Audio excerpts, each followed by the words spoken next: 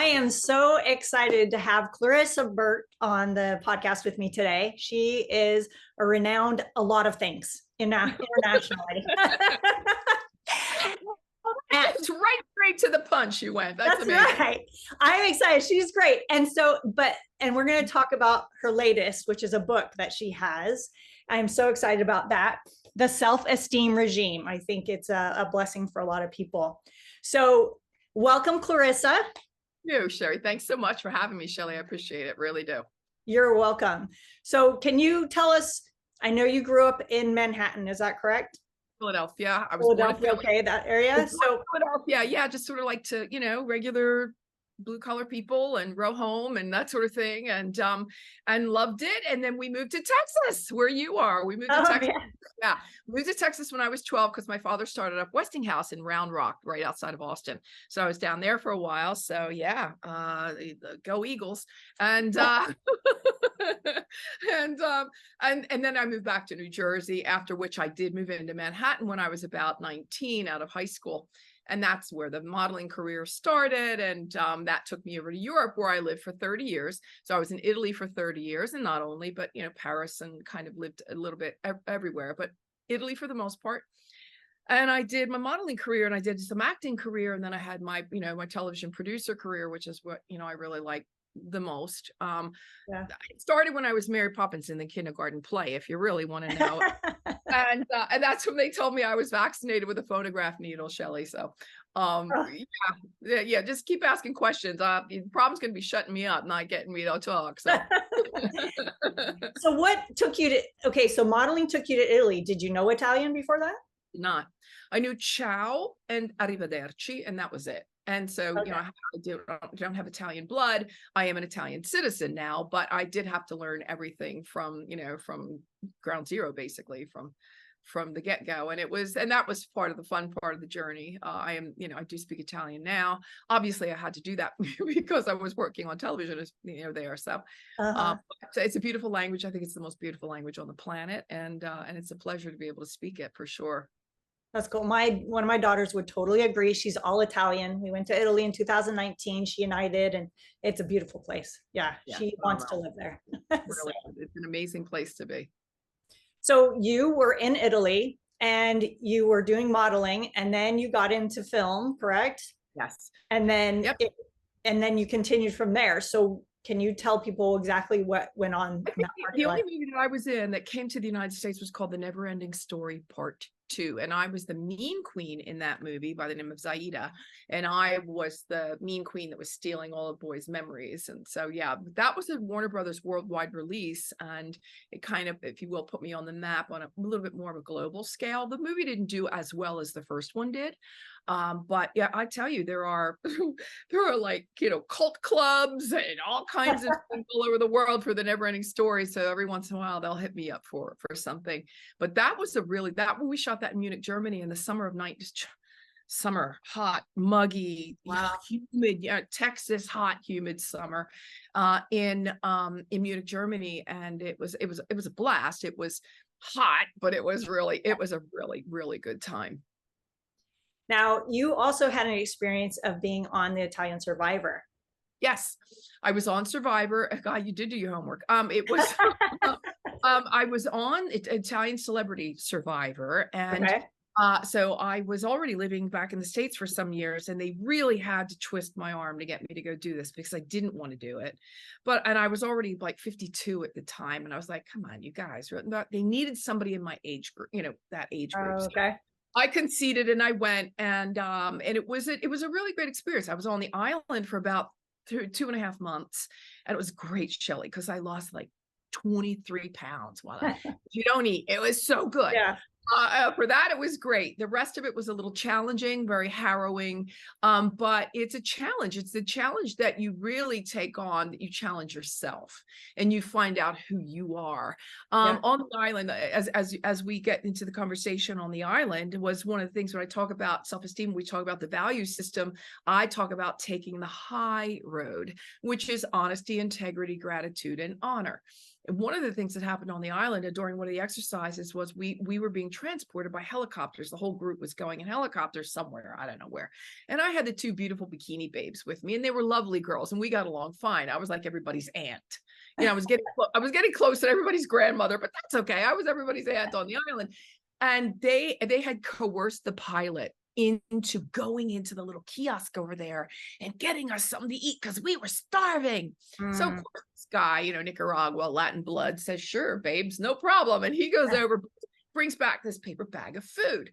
They sit in the back, I'm in the front, and they tap me on the shoulder and say, you know, here's some food. You know, it was loud. You couldn't really put through. And I said, oh, no, thank you. And it was one of those kind of moments where you know that you've put a division between you and them. But you did the right thing, and you did the right thing because it would have been against the rules. You would have been definitely breaking the rules. You putting yourself in an advantage to everyone else that was playing the game, and it was just the wrong thing to do. Now, I get that you're hungry and you want to survive and all of that. You know, we had vitamin water and doctors with, you know, checking it. We were fine. We were just great. We were losing weight. It was phenomenal, and we were all very strong and healthy. But I realized in that moment that I had that the relationship, if you will, that I had changed, because A, they were afraid I might tell on them, which I would never do, and B, it put them now in a different state of mind, thinking about the affiliation that we might have had, you know. So I'm not saying, look, I'm not perfect, I'm human, and I make mistakes as well, but I knew that was against the, and I'm a nonconformist, but I will follow the rules when the rules, you know, are good. You know, the rules are meant for everyone, not just for me. So it was kind of an honor kind of situation, but, you know, I digress. But just to give you an idea as to how also that moment on the island was something that I was extremely proud of, and that it was integrated into the book as honor is a word we don't hear that much anymore, Shelley. And it's one of those words that look, I will die on that hill. You know, honesty, integrity, gratitude, and honor. I'll die on that hill. And it doesn't always make me a popular person, because people are like, you're exhausting to be around. You know, you know. Well, I'm really not. I just want to do the right thing. You know, and I wish everybody else would too. But anyway. Right. And that made me think of, I know about what you had a couple of meetings with Pope John II, right? And can you tell the reason why you met with him?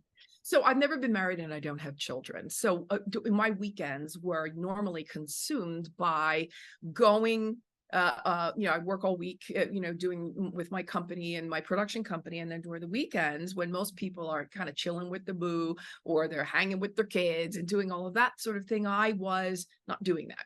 So I would go when they would call me. And remember, I'm working on television in Italy now, so I'm fairly well known, you know, in Italy. And they asked me to come to their weekend events, and to their benefits and charities and that sort of thing. And of course, I always said, yes, send me the car, I'll come, you know.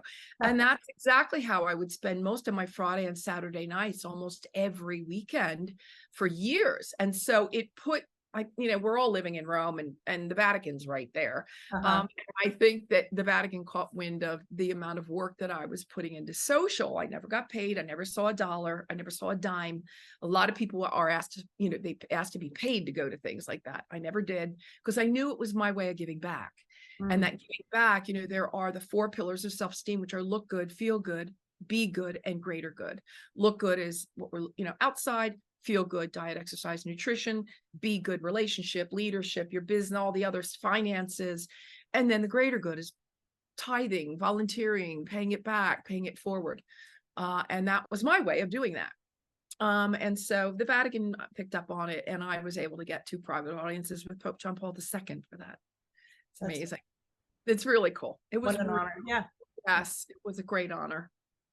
And I bring up all these things because of your book, because I feel like all these things have built you and prepared you for the book and what you're sharing, and your integrity and the honesty. So what got you into writing your book? Tell you what got into writing my book. It was a book that I had had for a real long time in my crow. As I say, it was right there. And I'm never gonna, you see the energy I've had just to get this thing started. I was all over the darn place, right? But I'm full of energy, and that means I'm really kind of an ADD, ADHD. Throw any other letters in there that you'd like. I don't care, but I'm full on energy all the time. I know I am not going to sit and open up a document and I'm not going to do it. So I was doing a speech. And a lovely guy that I've known for a while by the name of Gary Krebs, and there he is. Kudos to Gary Krebs.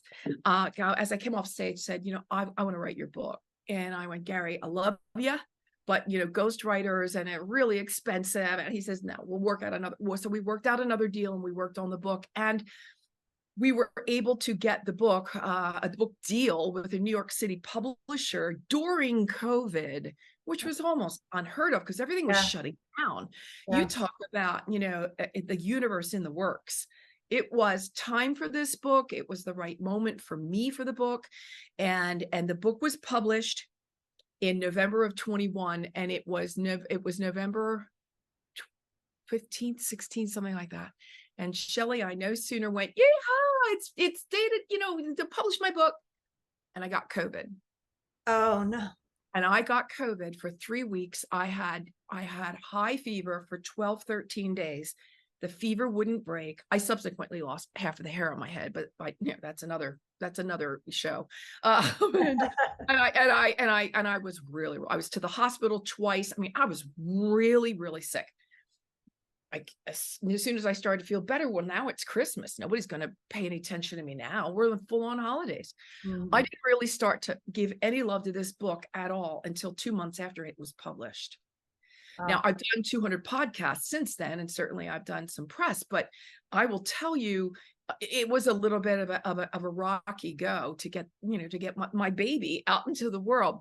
I was really thrilled the day that I found out, though. It was a super crowning moment that my book is in the Barnes and Noble stores, and it's right there with Tabitha Brown and Brene Brown, Clarissa Burt, Deepak Chopra, Dr. Joe Dispenza. And I went, I don't know which saints I had prayed to, but these were crowning moments for me. And as I was growing up, we didn't have then, computers and internet and phones and that sort of thing, but we did have bookstores, and there were 3 of them at the time: Borders, Walden Books, and Barnes and Noble. And there was a little section in the back called Self-Help, and there aren't that many books on there, but I devoured them all as I was going through my years. And it was a place I'd love to be. Well, now, Shelley, it's, personal development, as they call it now, is a $1 billion industry. Billions of dollars are made on personal development. And if you walk into Barnes and Noble now, it's rows upon rows upon rows upon rows upon rows of self-help book or personal development books. So it just goes to prove that we are always looking for help. We're looking for assistance. We're looking for answers. We're looking for comfort. We're looking for the reason why. We're looking as to how we can up level, take next steps, be the better person tomorrow, be a better person tomorrow than we are today. So I am always, touting and ringing the bell about making sure that we are constantly doing the work on ourselves. Put it in the calendar. I don't care if you have to cut out half an hour on a Friday at 10 o'clock. You must be doing this, do the work. There's no reason you shouldn't right now, because it's so easily accessible. The books are, the shelves are lined. You've got classes and courses and the internet and YouTube and access to some of the greatest titans in the world of personal development. So, and that's why I thought you'd be a perfect for the Live Greater podcast. That's what it's about doing a little better each day, progression. And we're not perfect, but we're just progressing each day. And there's opportunity to become better each day. And through like what you do in the service. And can you tell about your title, the Self-Esteem Regime? What does that mean to you? Well, regime is an organized way of doing things. Simple and straight up. It's an organized way of doing things. So my book is not a read. You're not going to read about self-esteem. It's an action plan. It says it right there on the cover. It's an action plan for becoming the confident person you were meant to be. And you're going to start at chapter 1 and you're going to end up, as I say, air quotes, at chapter 12, but that's just really the beginning. And you're going to go chapter by chapter with case studies and affirmations and Clarissa's Corner and the Clarion Call and a review and homework. And you're going to work chapter by, because the book is, I say it's changing lives one chapter at a time. Each chapter begins with a reword. So you start with a release, and then you start to rebuild, and then you work on responsibility. Where are you taking responsibility for your life, and where are you shirking responsibility? Where are the things that are, we really start to talk about comfort zones and kind of breaking some of the molds and the belief systems. And in the first chapter is really the most work you will do in the book, and that is release. What do you have to unlearn? What's not serving you anymore? What isn't good for your path? What, who are you going to potentially irk or, annoy, or somebody's nose is going to get out of joint because you've decided that you're moving on in a different way than what you have been taught by either your natal tribe or your friends, the circle of friends, or potentially, and I say this very loosely, something in your faith or something that's happened, there, or, I mean, you can go down the line with all of our formative processes, and where is it that we picked up things along the way that we would swear were truth, and that is the hill we're going to die on until we go, you know what? Let me think. Well, I got to rethink this a minute, and then take that really deep dive, and it's going to be difficult at times. And it's going to take tenacity to continue, and it's going to take courage, because there are going to be some really fearful moments, because most people don't want to know that much about themselves. They just don't want to go there. Yeah. And I'm inviting you to say, go there, because what's on the other side of that discomfort is so big and bold and bright and better than you could ever imagine, that it's really worth doing the work. And I say work. Let me use the word effort. Let's soften the word a little bit. People go, oh my God, it's work. All right, let's say the effort. But again, you must pull out the courage part of it all. Yeah. And then, people say, oh, I'm so afraid. Good. That's great.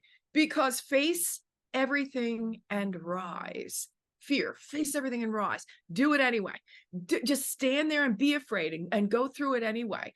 Oh, but what if I fail? Oh my God, failure. Well, great. It's your first attempt in learning. So be afraid and fail, because every time you do fail, you're that much closer to success. Yeah. I'm not going to say fail forever, but, to get comfortable with, it's not going to work out. I'm sure that the first car that came off the assembly line and the first light bulb that Edison came up with, or Tesla, depending on who you want to tell you, whoever, it didn't always go right the first time. They had to go back to the drawing board. We go back to our drawing board quite frequently. And on our drawing board is our blueprint, the one that we've created for ourselves and for the life that we want to live. Yeah. And I think that your book, like you're saying, a lot of effort, and it's not just a quick read. It sounds like it's a deep dive, and to one chapter at a time, to really take the time to dive deep. And it is hard. Some of those things can be hard and you don't want to face them, but to really progress, we have to face a lot. Let's talk about toxic relationships. Let's talk about toxic relationships. How many people that you know and I know are in toxic relationships and they just can't bring themselves to leave or to move on, or at least to put some distance? And that's where, therein lies it, because as soon as they feel the distance, you're distancing yourself. Are you going to be sprung back into action, or are you going to say, hey, no, listen, I've got to, I'm going to be moving on, whatever. Yeah. So, yeah, and we could be here all day on that. But self-esteem does not discriminate, Shelley, and this is the reason why my book has a blue cover. You'll see there are 3 iterations of blue. And when I first got it back, it was pink, yellow, and orange, and it was pretty, and it would just jumped off the shelves at Barnes and Noble. And the only one thing I asked the publisher was, can we just change it to 3 iterations of blue so that men will pick it up? And they do, and they're doing the work. I'm really thrilled with that, because when I went to Italy and dropped the book there, and I was, touring the country, and I'd walk in half, not 49%, 50% of the room were men. And I was so thrilled to see that, again, self-esteem doesn't discriminate, and our men are hurting just like women are, and our men need the guidance and the assistance and the support just like women do. And yeah, so I would say, and our children, let's talk to the moms. I know you talk to moms in your podcast. It is a hellacious time to be a parent right now. It is must be I'm not a parent, but I can only imagine what an extremely difficult time it is to be a parent and to be a kid.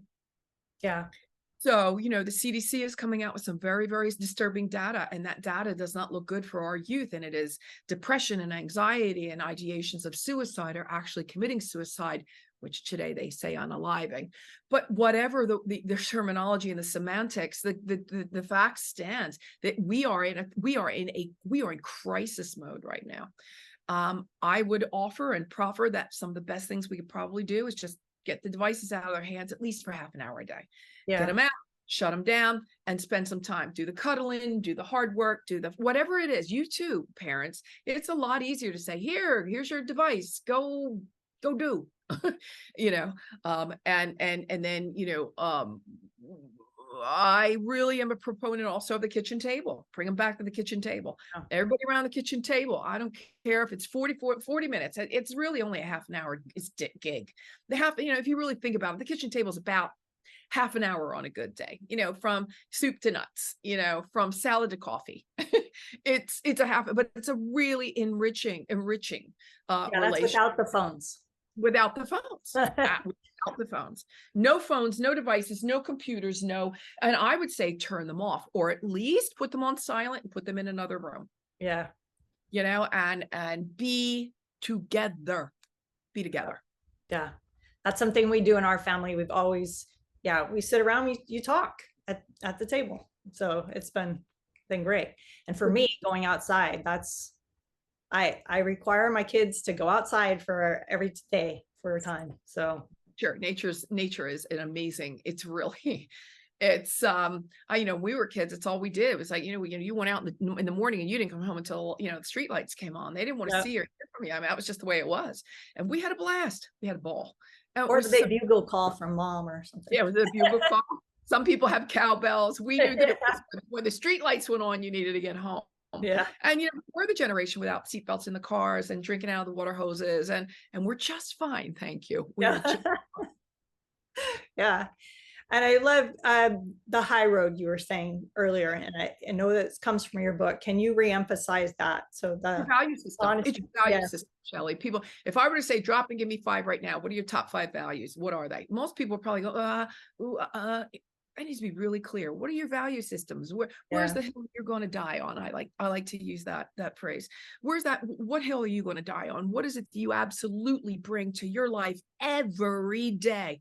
We are humans. We trip up. We're going to make mistakes, and we're not always going to be perfect. But for the most part, give me your 98.3% of what hill you're going to die on, and that's the value system that most people really kind of forgot. I mean, unless you're in the military, honor is really not a word you hear that much anymore.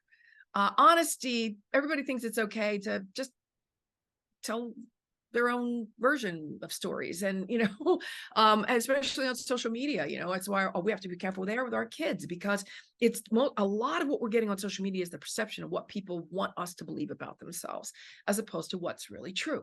And so I'm really big about your creating your value system.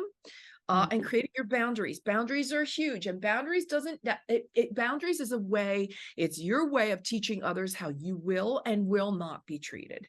And you can do this kindly, and you can do it with ease and joy and grace. It doesn't have to be a big hoo-ha and anger, and you just did, and what you just said. Just say, hey, listen, can we have a chat? What you just said kind of, no, don't be, too overly sensitive, because everybody's so offended about everything anymore. And I think we need to buck up a little bit and just get the chuckle sometimes, have a laugh even at our own expense. It's okay. But make sure that it's not the expense that you're in a toxic relationship. If somebody comes back to you and you say, hey, listen, what that word you just used really triggers me for whatever, and they say to you, oh, come on, get over yourself. What the heck? What? You might be in a toxic relationship, and again, there are different grades, if you will, of toxicity, but be careful with, instead, if somebody says, oh, oh my gosh, I'm so sorry. I had no idea. I'm so, no, we're good. It's fine. Just kind of, for the, and you can explain yourself. So, when I was a kid, it was used and it just kind of bothers me. No problem. We'll never do it again. Then you know that you're in a healthier kind of communicative process with someone, and they're a keeper, so be real careful about who you let into. And this goes with dating. This goes with who you let into that inner circle. Who are they? And what are they really, really, what is their value system? What are their boundaries? You must also be willing to respect everyone else's wishes and boundaries and desires. So, it's a two-way street, but I think that those are some of the easiest and the greatest tools that we have. Remembering also that loyalty is when you have my back behind my back. How loyal are you to others? Are you congregating at the water cooler, sort of trashing Susie Q because there's this fomenting tribe mentality about Susie Q, instead of saying, hey, you know what? I know Susie Q, everybody. I think she's pretty cool. Maybe she's just having a bad day. Maybe she just needs a hug, or she needs somebody to talk to. Are you that person? Or are you fomenting along with the tribe? So you got to be real careful about things like that, because people are watching you as well. That's that honor piece I was talking about. Yeah. Leaders don't do things like that. Leaders don't foment. There's something else you've heard, we've all heard. I'm enough. You are enough. We are enough. We are all enough. Everybody's enough. I am enough. Well, if you look up the definition of enough, it is only as much as is required. So by definition, enough isn't enough. Yeah. And is there an enough panel? Like, who's telling me what is enough and what isn't? Like, who judges enough? So my new mantra is, I am so much more than enough. I love that. And I want to be everyone else's too. Your subconscious is constantly taking in, the wording. Enough. I'm enough. Well, okay. Enough of what? And who says what enough is? Who decides that for you? So be really, really careful about the wording, the verbiage, the boundaries, being loyal to yourself and others. And the other thing I think is really important, Shelley, is a fabulous country song that I love. And it goes along the lines of, you can do anything until you can't. You can do anything. I can do anything until you can't. So who do you need to pick up the phone and call today?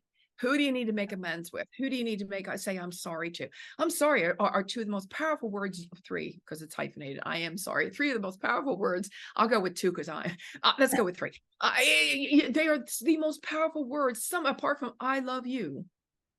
Yeah. And I am sorry. I'm sorry. No more three powerful words on the planet than I love you. But truly, and I think that goes along with, with the self-esteem, all the things you're saying is the core is you and honoring yourself and having integrity within yourself, because you won't worry about the things around you, the people around you.